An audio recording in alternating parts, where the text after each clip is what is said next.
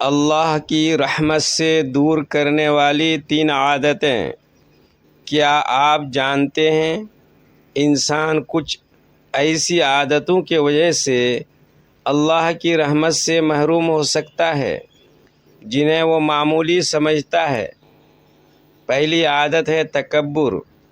جب انسان اپنے آپ کو بڑا اور دوسروں کو حقیر سمجھنے لگتا ہے تو یہ دل کی بیماری بن جاتی ہے۔ یاد رکھیے، عزت صرف اللہ کے پاس ہے۔ دوسری عادت ہے ظلم اور کسی کا حق مارنا۔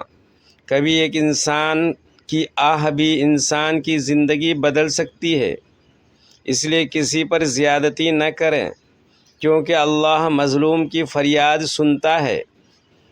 تیسری عادت ہے دل میں نفرت اور حسد رکھنا۔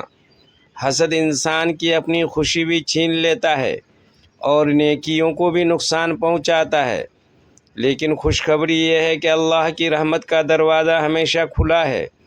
اگر انسان اپنی غلطی پہچان لے، سچی توبہ کر لے اور اپنے اخلاق بہتر کر لے تو اللہ کی رحمت اسے گھیر لیتی ہے۔